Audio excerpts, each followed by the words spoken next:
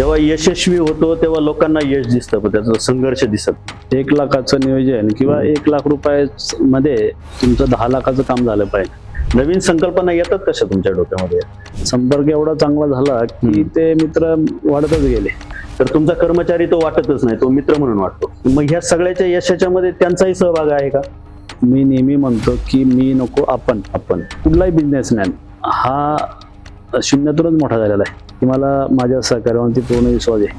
हा सगळ्यात महत्त्वाची गोष्ट. येणाऱ्या 10-15 वर्षाच्या तुमचं येणारं विजन काय आता? म्हणजे मी नेहमी म्हणतो की काल आणि उद्या हे नेहमी वाचायचं असतं. बरोबर. पण आणि आपण कुठं कमी पडलो ते काल वाचलं त्यावर लक्षात आलं. बरोबर आहे. आणि उद्या काय करायचं त्याचं एक रणनीती केली आणि त्या रणनीतीमध्ये मला वाटतंय खूप चांगलं यश संपादन होतंय असं दिसतंय. नमस्कार, मी भाऊसाहेब कोकाटे. महा ई न्यूज चॅनलमध्ये आपल्या सर्वांचं स्वागत. आज आपण एका अशा व्यक्तिमत्वाला भेटणार आहोत, त्यांच्याबरोबर दिलखुलासपणे गप्पा मारणार आहोत. संघर्षाच्या काळामध्ये सुद्धा यशाची पावलं जमिनीवरती उमटवल्यानंतर समाज अनेक गोष्टींचा प्रेरणादायी प्रवास करतो. असं एक दिलखुलास व्यक्तिमत्व, एक गार्डनमध्ये काम करणारा एक सर्वसामान्य कुटुंबातला मुलगा, ते गार्डनियाच्या भव्य अशा गृहवास्तू प्रकल्पाचा मालक म्हणून ज्यांनी हा सगळा प्रवास केलेला आहे. मराठी उद्योजकांना प्रेरणादायी ज्यांचा प्रवास होणार आहे. आणि या मुलाखतीमधून निश्चितच आजच्या या क्रेड भेटमध्ये आपण ज्यांच्या बरोबर चर्चा करणार आहोत ते या पिंपरी चिंचवड शहरातील, पुणे जिल्ह्यातील एक असं व्यक्तिमत्व आहे का ज्यांनी अनेकांच्या आयुष्याला नवा आयाम दिलेला आहे. अनेक युवकांचे ते प्रेरणास्थान आहेत. असे संतोषजी बारणे साहेब आज आपल्या समेत आहे. बारणे साहेब नमस्कार. नमस्कार. बारणे साहेबांच्या जीवनाचा हा सगळा प्रवास उलगडत असताना मला साहेब फक्त तुम्हाला सुरुवातीला एक प्रश्न आहे. हा सगळा प्रवास इथपर्यंतचा करत असताना एक सर्वसामान्य शेतकऱ्याचा मुलगा ते आज उद्योगपती इथपर्यंत येत असताना जे बालपण तुमचं मुशीच्या मातीमध्ये गेलं, जो प्रवास लहानपणीचा झाला, त्या प्रवासाची खरी सुरुवात काय झाली? तुमच्या शालेय जीवनाची सुरुवात कशी झाली? सर्वप्रथम नमस्कार. महा ई न्यूजचा मी मनापासून आभार व्यक्त करतो की तुम्ही माझी काही चर्चासाठी तुम्ही मला संबोधित केलं, त्याबद्दल मी तुमचा मनापासून आभारी आहे. सरांनी जो मला क्वेश्चन विचारला की तुमची सुरुवात जीवनातून कशी झाली, तर मी निश्चित मला सांगायला आवडेल, संघर्ष हा किंवा व्यापार किंवा व्यवसाय हा माणसाच्या म्हणजे जीवनामध्ये खूप रक्तातच लागतो आणि मनामध्ये लागतो. तर निश्चित सुरुवात माझी फार खडतर झाली ह्या जीवनामध्ये, म्हणजे व्यवसायामध्ये.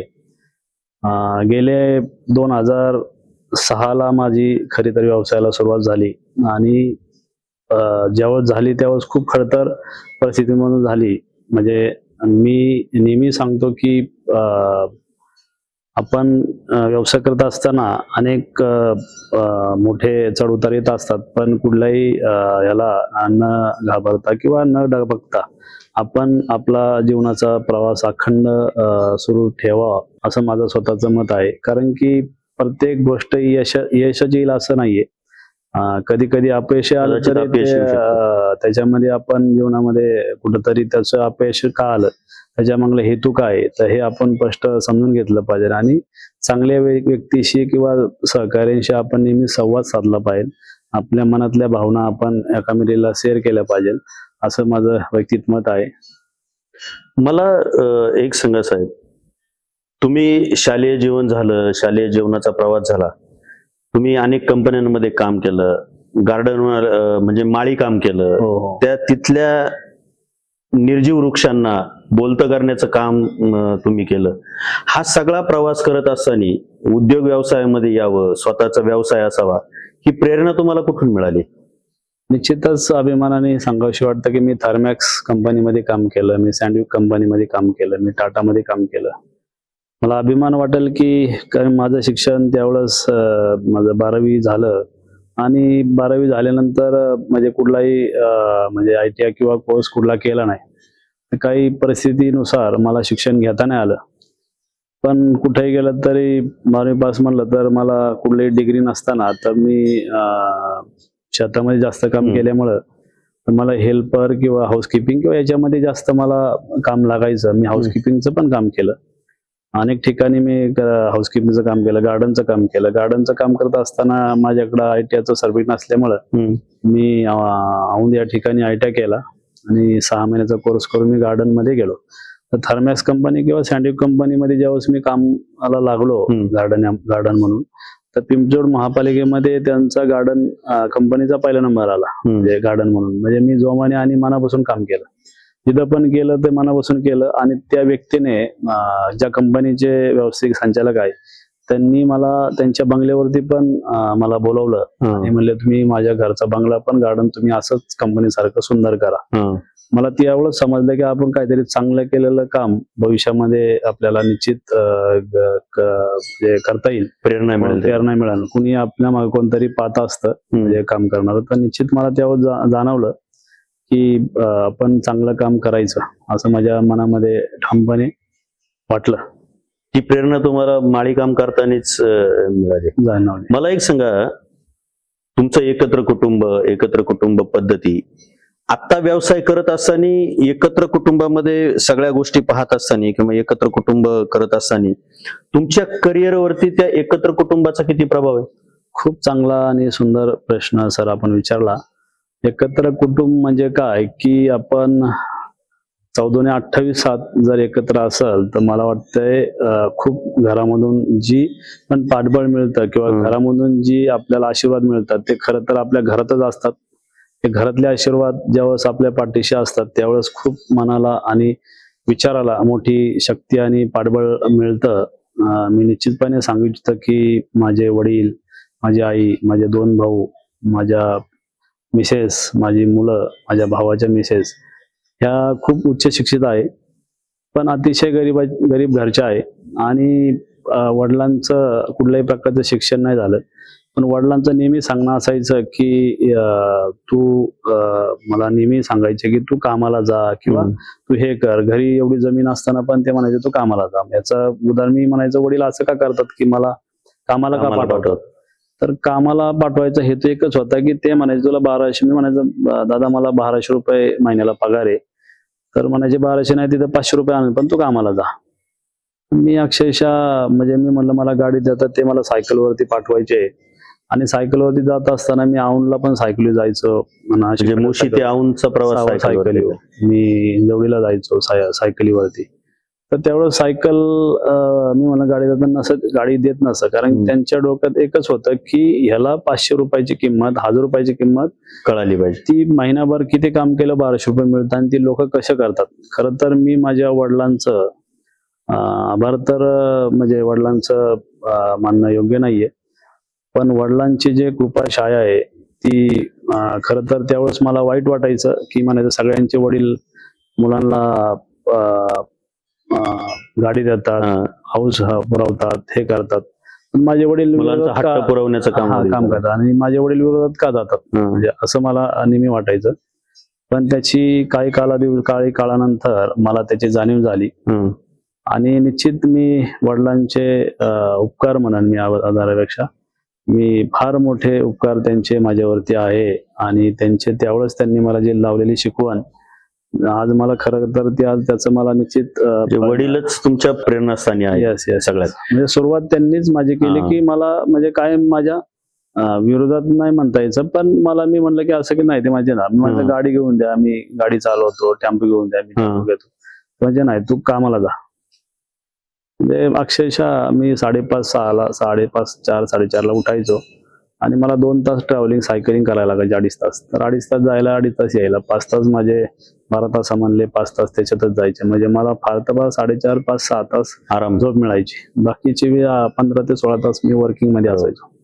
मला एक सगळं हा सगळा प्रवास करत असताना, इथपर्यंतचा प्रवास करत असताना आपण म्हणतो ना एखाद्या गोष्टीची शून्यातून सुरुवात होत असते. तुमच्या या क्षेत्राची सुरुवात कशी झाली?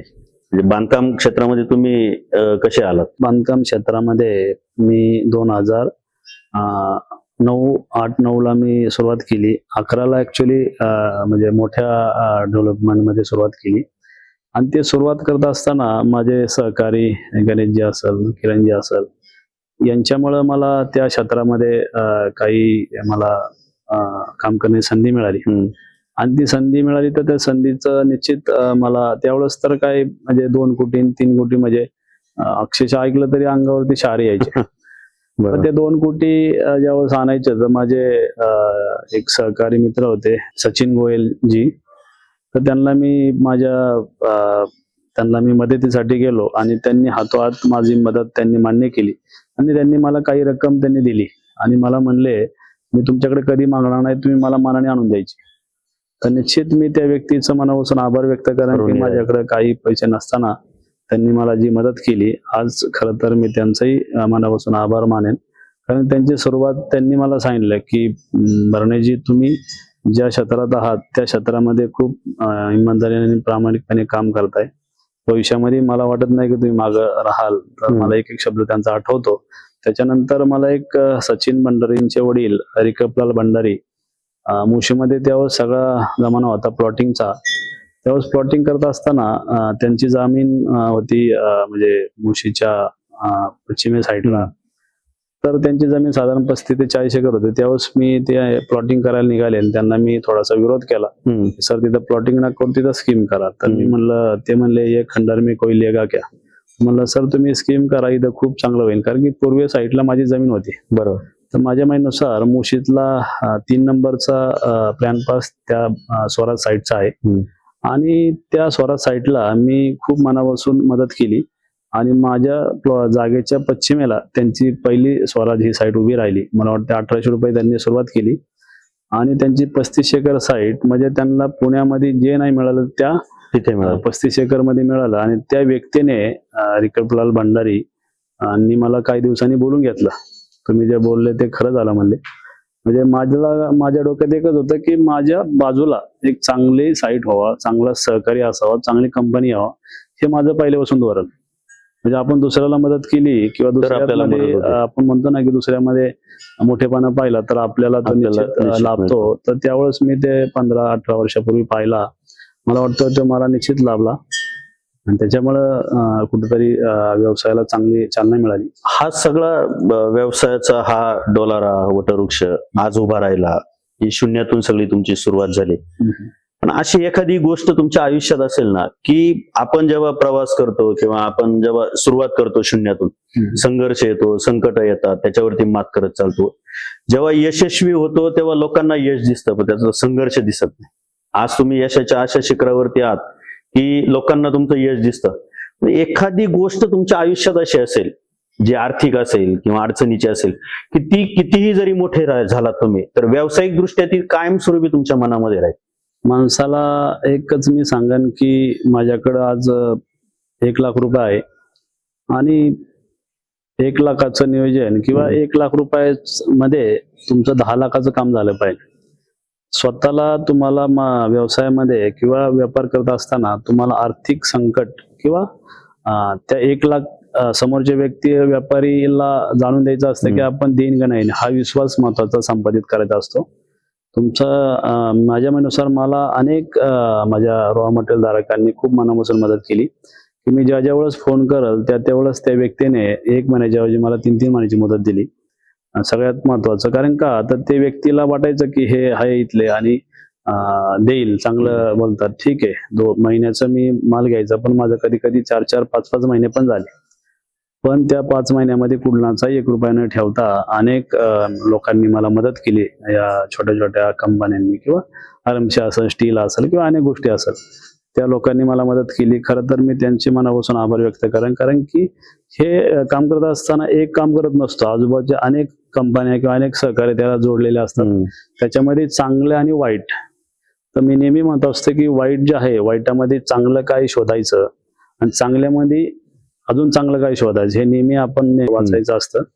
तर निश्चित मला त्यावेळेस मी असं सांगेन की ज्यावेळेस मला जाणवलं की लोकांनी खूप मदत केली, त्यामुळं त्या मदतीचं मला आज मार्केटमध्ये मला कुठल्याही प्रकारचं आज आपलं इराण असेल, अमेरिका असले युद्ध चालू होतं, पण माझं कुठलंही काम आपलं काम थांबलं नाही. कुठलंही थांबलं नाही. त्याचं रिझन एकच आहे की मार्केटमध्ये तेवढा स्टॉक त्यांनी मला म्हणजे जेव्हा स्थिती डाऊन व्हायची त्याच वेळेस फोन करून सांगितलं की तुम्ही मटेरियल मागून घ्या. म्हणजे माझ्याकडे पहिला डंप करून त्यांनी मटेरियल दिला. म्हणजे हे कुठंतरी मला स्वतःला बरं वाटलं. हा सगळा प्रवास करत असताना आपण एखाद्या व्यवसायात रिस्क घेतो, म्हणजे ही गोष्ट करायची आहे, ही गोष्ट करायची आहे. आता तुम्ही मुळशी गावातला तुमचा शून्यातला प्रवास, इंद्रायणीच्या काठावरचा प्रवास आज जगापर्यंत पोहोचलाय.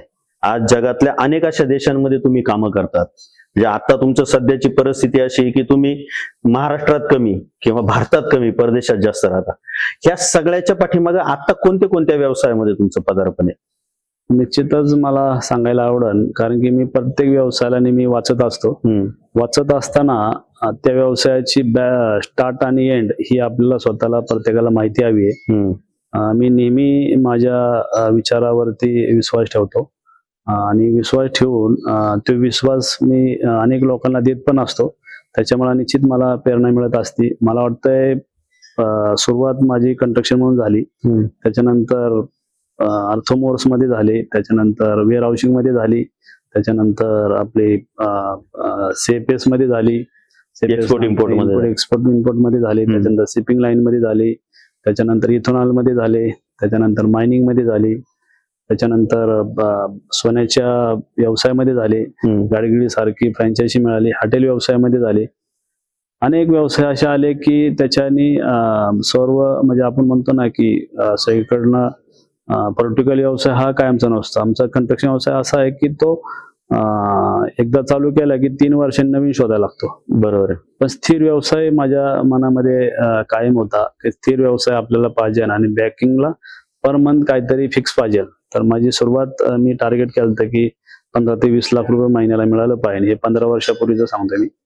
तर ते कुठंतरी आज खूप चांगल्या लेवलला गेलंय. त्यावेळेस पाहिलेलं स्वप्न आता साकार होतंय. आणि मला एक सांगा साहेब, तुम्ही स्वप्न पाहिलं, स्वप्न झोपून साकार होत नाही, त्याच्यासाठी जागा असावं लागतं. जो माणूस जागेपणी स्वप्न पाहतो तोच यशस्वी होतो. त्याचं मूर्तिमंत उदाहरण तुम्ही आहात. परंतु व्यवसाय करताना अनेक अडचणी येतात, यश येतं, अपयश येतं, हे सगळं. पण निर्णय घेण्याची क्षमता तुमच्यामध्ये आली कुठून एवढी? म्हणजे एवढे मोठाले निर्णय घेण्याची क्षमता आली कुठून? कारण सामान्य शेतकऱ्याचा मुलगा म्हणून तुमच्याकडे पाहिलं जातं.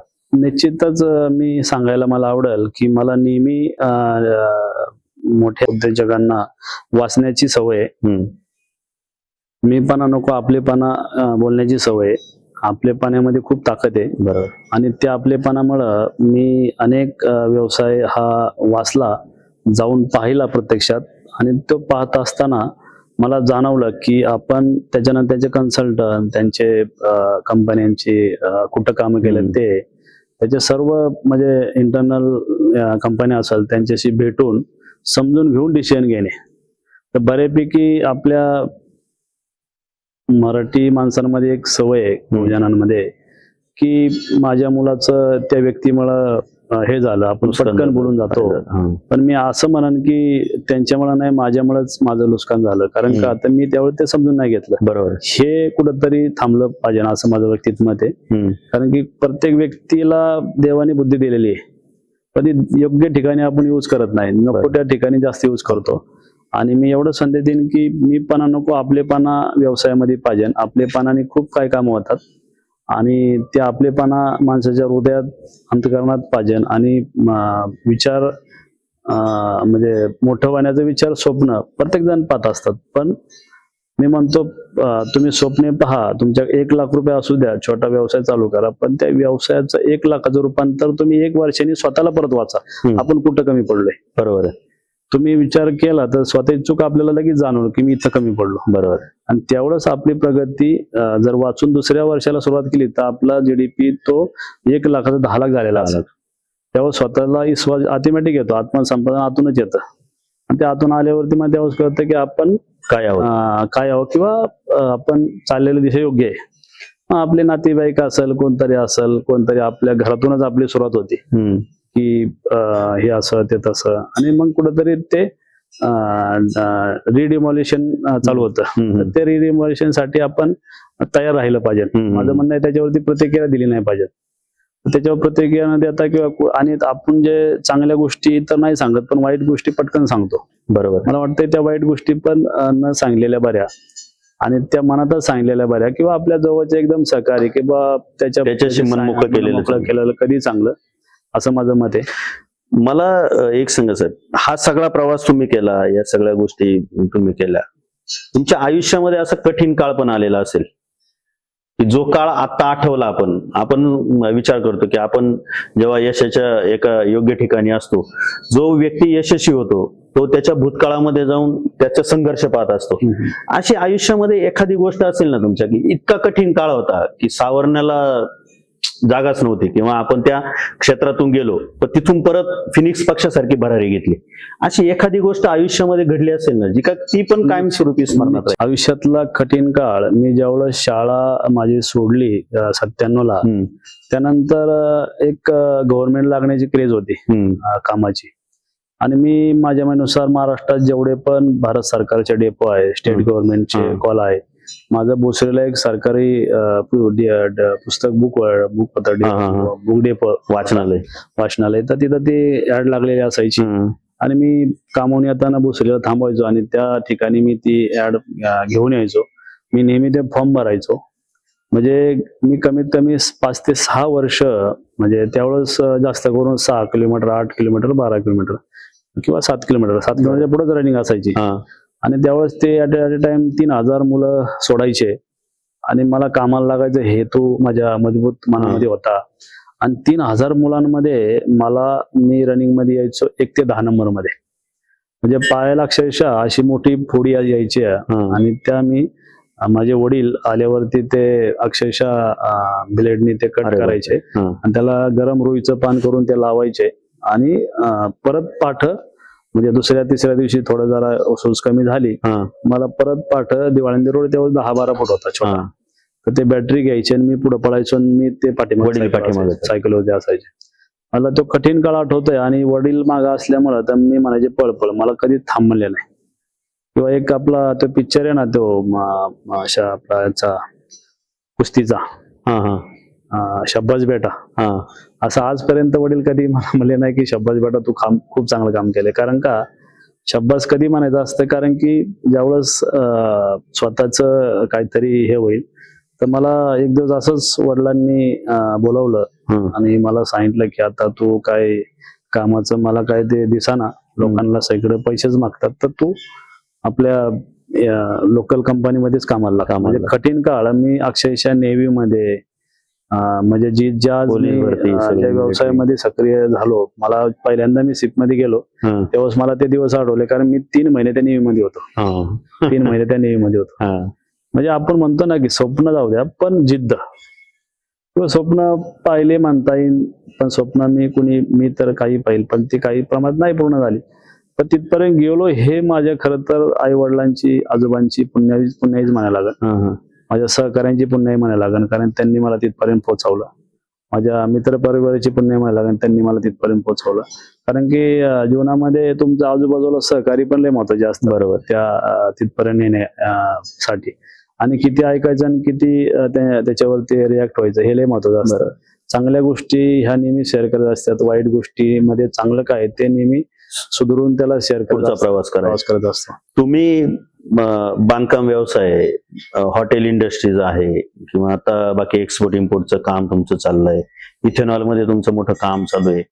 एक मराठी माणूस म्हणून ह्या सगळ्या नवनवीन संकल्पना आहेत, मराठी माणसासाठी नवीन. उद्योजक आहेत, उद्योजक भरपूर आहेत, परंतु ग्रामीण भागातून, आता शहरी भागाला आपला टच झाला, परंतु त्या ग्रामीण भागातून जाऊन आपल्या मराठी माणसांनी या नवीन संकल्पना डोक्यामध्ये, हा तुमचा प्रवास कसा असतो? म्हणजे नवीन संकल्पना येतात कशा तुमच्या डोक्यामध्ये? निश्चितच तुमचा जनसंपर्क किंवा व्यावसायिक दृष्ट्या मित्र हे आपल्याला पाहिजे असतात. कारण व्यवसायामध्ये मित्र हा नेहमी आपल्याला चांगला लाभला पाहिजे आणि त्यांचं मार्गदर्शन लाभलं पाहिजे. मित्राचं किती गुण घ्यायचं किंवा मित्राला कशा पद्धतीत आपण मदत करायची हे आपल्या मनावरती असतं. आणि मला जे पण मित्र मिळाले ते चांगले इंडस्ट्रियलिस्ट मिळाले, चांगले बिझनेसमॅन मिळाले, त्यांचे दुसरी तिसरी पिढी त्यामध्ये काम करते असे मला मित्र मिळाले. मग ते मुंबई असेल, उत्तराखंड असेल, किंवा छत्तीसगड असेल, मेघालय असेल, आसाम असेल, गोवा असेल, अनेक ठिकाणी, मुंबई असेल, असे म्हणजे संपर्क एवढा चांगला झाला की ते मित्र वाढतच गेले. म्हणजे दिल्ली असेल, दिल्ली सारख्या ठिकाणी पण खूप चांगले मला मित्र परिवार मिळाला. आणि तो मित्र परिवार असा मिळाला की त्याच्यामुळं आज खरं तर माझी सुरुवात चांगली झाली. मला एक सांगा, हा सगळा प्रवास करत असताना किंवा हा सगळा प्रवास तुम्ही करता, आपण राजकारणामध्ये गेल्यानंतर नेतृत्व करतो. कोण आमदार होतं, कोण खासदार होतं, कोण नगरसेवक होतं. या सगळ्या गोष्टींचा प्रवास करतो.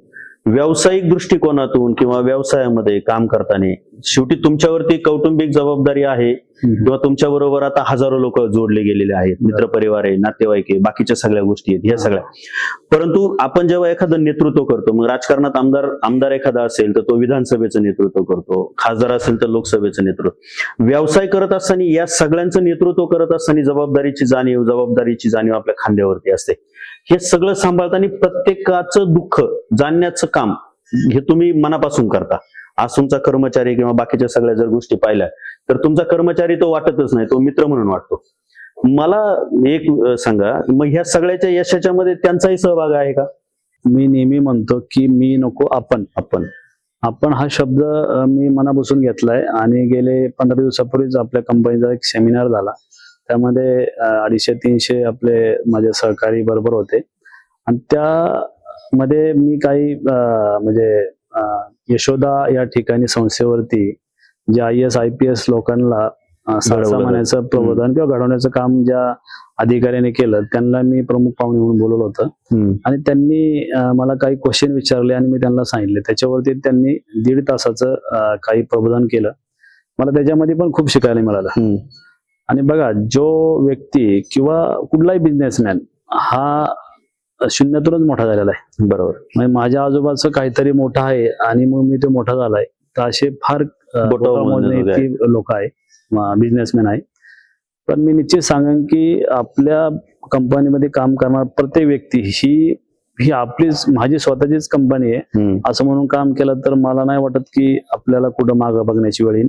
आणि मी अभिमानाने सांगेन की मी 15 दिवस ना 1 महिना जरी इथं नसलो मोशीमध्ये किंवा कुठल्या ऑफिसमध्ये, तरी मला माझ्यामुळे कुठलंही काम थांबणार नाही.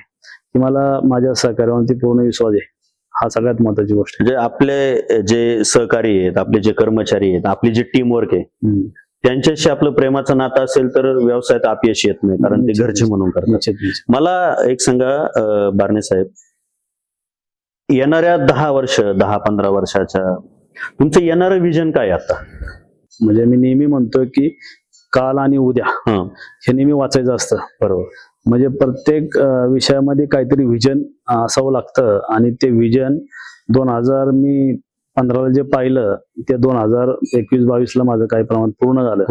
मी 21-22ला जे पाहिलं ते 26 मध्ये पूर्ण झालं. आता 26ला जे पाहतोय तर मला वाटतं 30ला ते फार अगदी म्हणजे दर 5 वर्षाला ते नवीन विजन घेऊन अपडेट करून अपग्रेड पण. आणि आपण कुठं कमी पडलो ते काल वाचलं त्यावेळेस लक्षात आलं. बरोबर. आणि उद्या काय करायचं त्याचं एक रणनीती केली. आणि त्या रणनीतीमध्ये मला वाटतंय खूप चांगलं यश संपादन होतंय असं दिसतंय.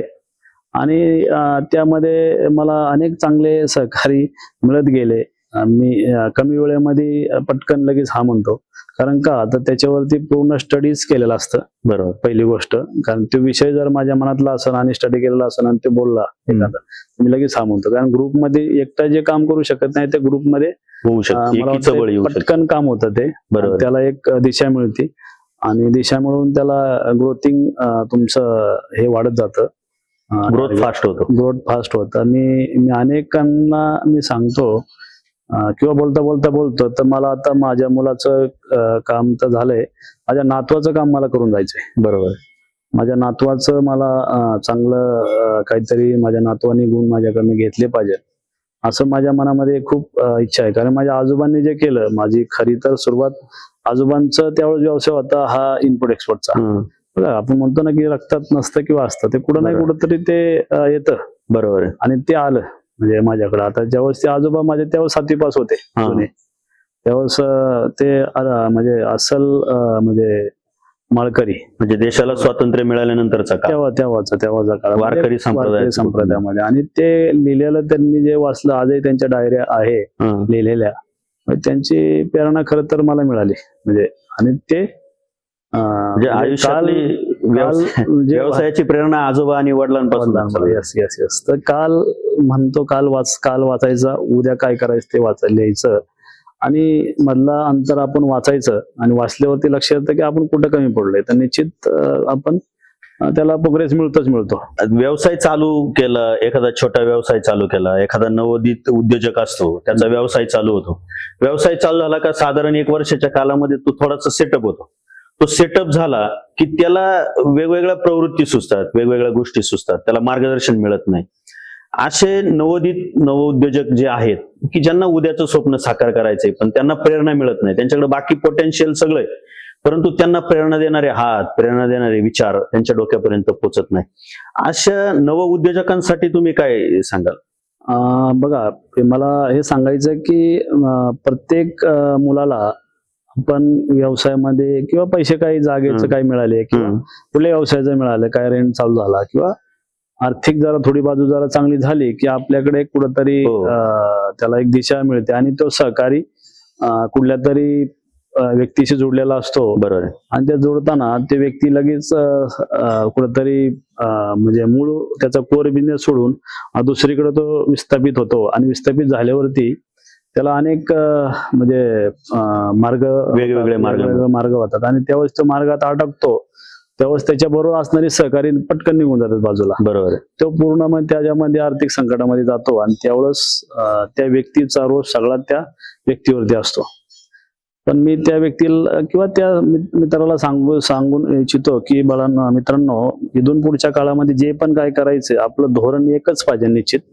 तुम्हाला बिझनेसमॅन व्हायचंय का पॉलिटिकल व्हायचंय का अजून काय व्हायचंय, तुमचं ध्येय निश्चित असलं, ध्येय निश्चित पाहिजे सुरुवातीलाच. बरोबर. ते सुरुवातीला ध्येय निश्चित असेल तर मला नाही वाटत की म्हणजे पार मग तुमच्याकडनं कुठली मोठी ऑफर यावं, त्याच्यामध्ये नाही पडलं पाहिजे. बरोबर. स्वतःच्या मध्ये, आणि त्याच्यातून तुम्ही पुढे गेलं पाहिजे. म्हणजे तुमच्या आयुष्याचा गोल फिक्स असला पाहिजे, तुम्हाला काय करायचं, आणि त्याच्यात किती यश येते, अपयश येते. अपयश आलं तर ठीक आहे, का आलं त्याच्यावरती अभ्यास करायचा.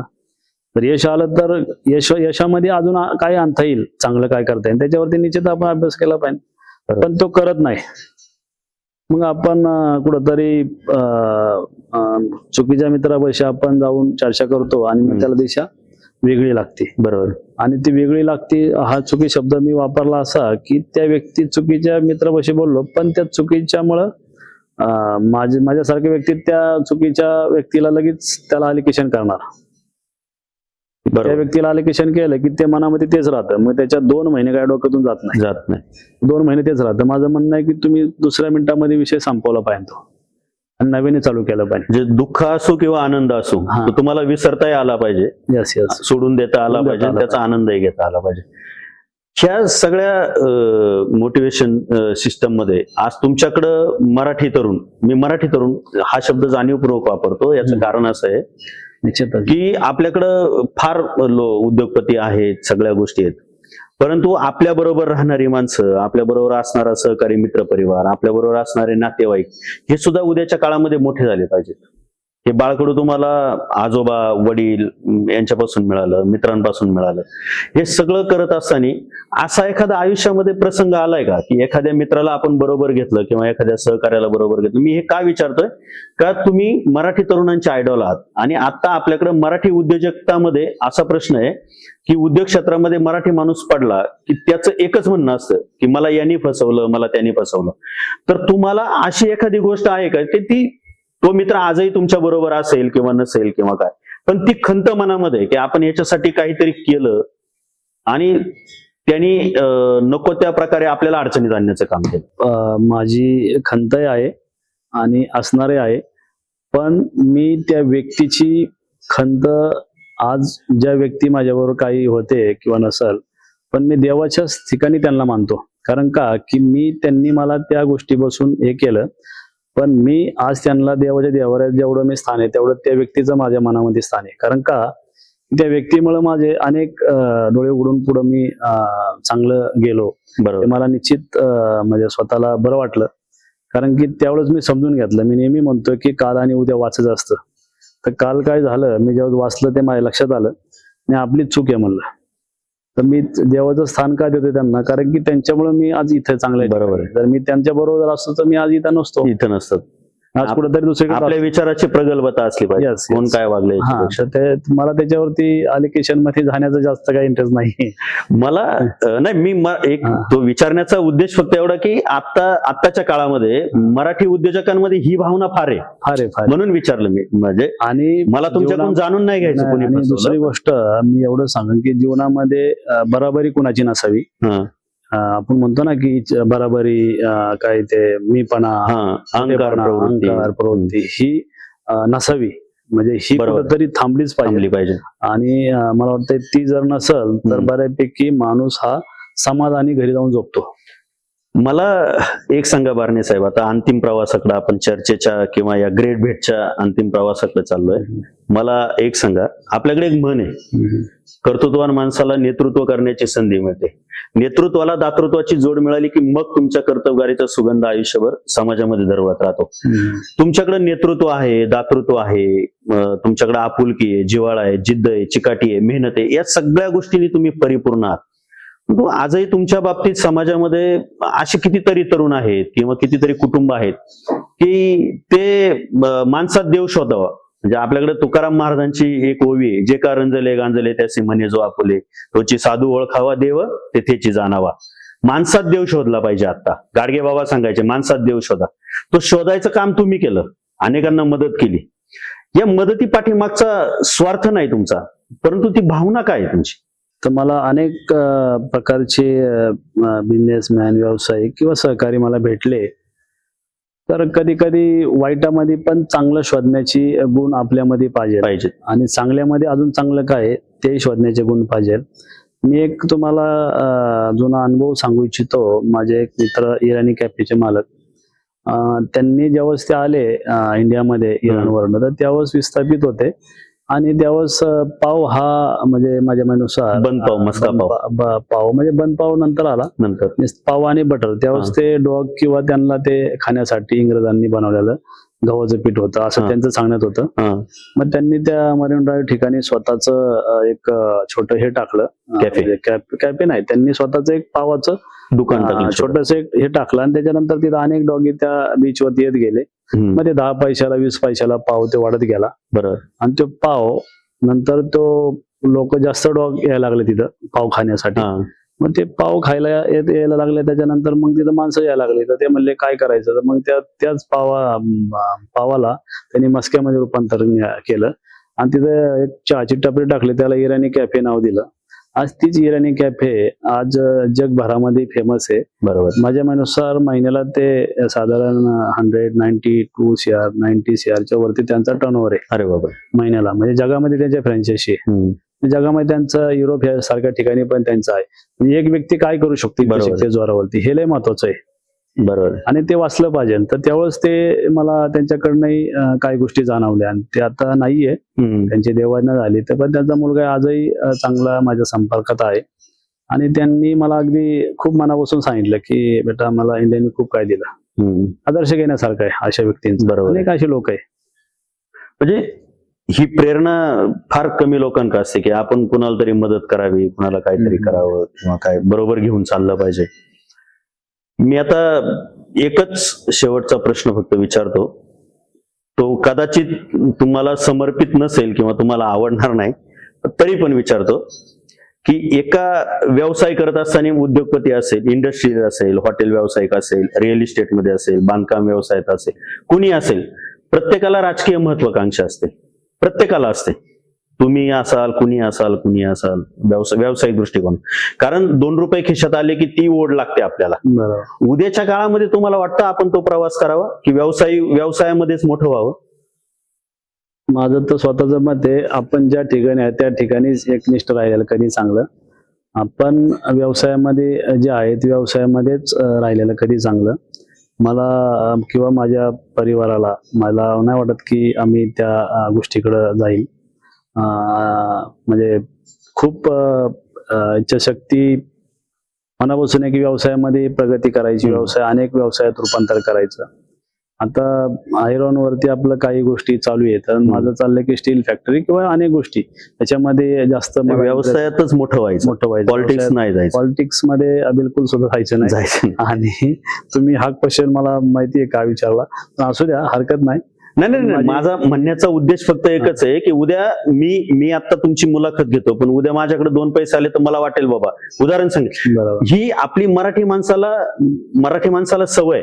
म्हणजे मी जातीवरती किंवा परप्रांतीय याच्यावरती जाणार नाही, पण गुजराती माणूस असेल किंवा मारवाडी समाजाचा राजस्थान मधला माणूस असेल तर त्यांना व्यवसायाशी फार निगडीक आहे, त्यांना राजकारण नकोय. मी तुम्हाला बऱ्यापैकी बिझनेसमॅन सांगत असतात किंवा मी ज्या चांगल्या व्यक्तींना भेटलोय, तर ते मला नेहमी म्हणले की काही 100तून 5% लोक अशी आहे की ती पॉलिटिकल मध्ये जाऊन बिझनेस एकदम यशस्वीरित्या त्यांनी पूर्ण केलेला आहे, पण 95% लोक अशी आहे की ती पॉलिटिकल मध्ये जाऊन त्यांचं जीवनाचं करिअर संपवले, असं अनेक लोकांनी मला सांगितलं.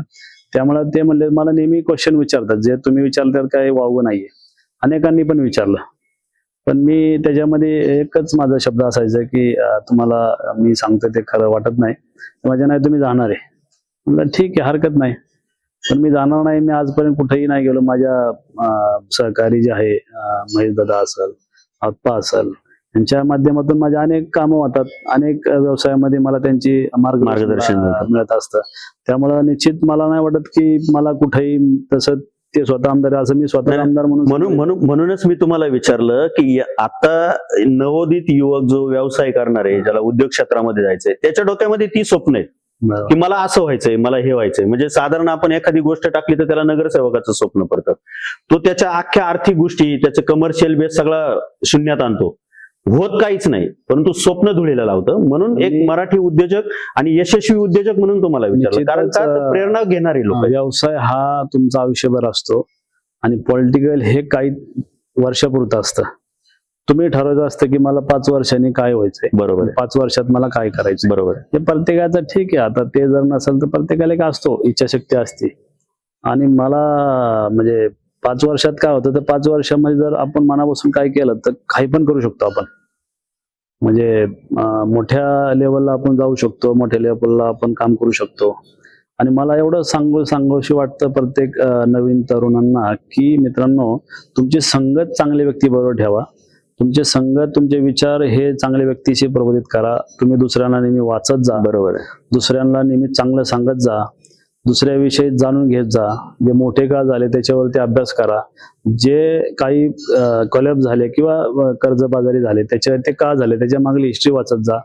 हे जर वाचलं तर आपल्याला स्वतःला लक्षात येईल. मला आठवतंय, माझे मामा देवरोड फॅक्टरीला कामाला होते आणि त्यावेळेस मामानी आमच्या असं बेशी, इकडची बेशी उचल त्याला दे, त्याची बेशी उचल त्याला दे, आणि त्यांनी ते बेशी उचलून काय त्यावेळेस 1.5 लाख रुपये होते, म्हणजे 2000 साली, 2001 किंवा 2001 साली. तर त्यावेळेस ते 1.5 लाख रुपये त्याला ते भरताना आलं. तर लोकांच्या प्रेशर पायी त्यांनी आत्मजीवन संपवलं. म्हणजे 2 नंबरचे मामा मोठे, पण ते वारले.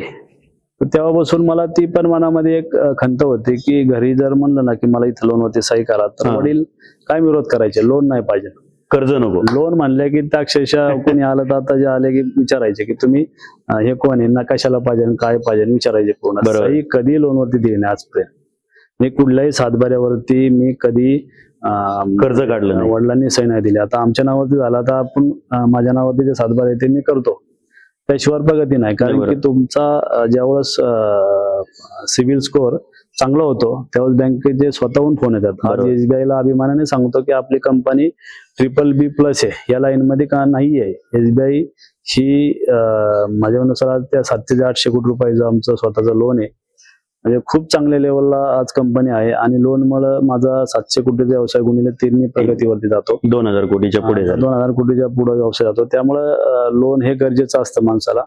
आणि लोन फिटर का नाही फिटायचं फ्युचर आपल्याला माहिती पाहिजे बरोबर. त्यातून ग्रोथिंग काय आहे, काय आहे, काय आहे. बरोबर. निश्चित त्याच्यामध्ये माणूस मोठा होत असतो. आणि सुरुवात मला वाटतं नवीन तरुणांना मी संधी देऊ इच्छितो की सुरुवात तुम्ही छोट्यातूनही कारण मार्गदर्शनामध्ये नेहमी राहा. बरोबर आहे. आपण जे व्यवसाय करतो त्याची पूर्ण जाणीव पाहिजे. आपण करू तो का नाही, ते जाईन का नाही, ही कल्पना आपल्या स्वतःला पाहिजे. नवीन व्यवसायामध्ये तुम्ही रूपांतर व्हा. अजून दुनिया फार मोठी आहे. बरोबर. आपल्याला माहित नसतं पण दुनिया फार मोठी आहे आणि आपण दुनियामध्ये आपणही मोठा आहे. फक्त आपण स्वतःला कमजोर समजतो. हीच आपली कमी खंत आहे. बाजू आहे, खंत आहे. तर कुठंतरी आपण तो निर्णय, इच्छाशक्ती बदलली तर माणूस 100% मोठा होईल असं माझं स्वतःचं मत आहे. आपण हा सगळा प्रवास करत असताना बारणे साहेबांच्या या सगळ्या चर्चेमध्ये एक गोष्ट लक्षात घ्या की नवीन उद्योजक, नवीन आपला व्यवसायाचा प्रवास, नवीन सगळ्या गोष्टी या सगळ्या करत असताना आपल्याकडे पूर्वी एक म्हण असायची की मोठ्या झाडाखाली छोटं झाड वाढत नाही. व्यवसाय वेगळा, राजकारण वेगळं, आणि त्या व्यवसायामध्ये मोठी माणसं जर बरोबर असतील तर तुम्ही सुद्धा आकाशामध्ये फिनिक्स पक्षाप्रमाणे भरारी घेऊ शकता. याचं उदाहरण म्हणजे बारणे साहेब आहेत.